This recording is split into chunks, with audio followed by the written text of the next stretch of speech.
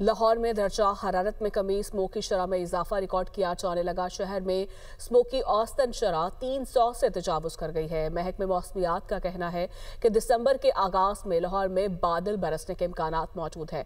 مزید تفصیلات جان لیتے ہیں اپنی نمائندہ سامیہ سعید سے۔ بالکل صوبائی دارالحکومت لاہور کا موسم تیزی سے تبدیل ہو رہا ہے۔ درجہ حرارت میں کمی ریکارڈ کی جا رہی ہے، جبکہ اسموک کی شرح جو ہے وہ دن بدن بڑھتی ہی جا رہی ہے۔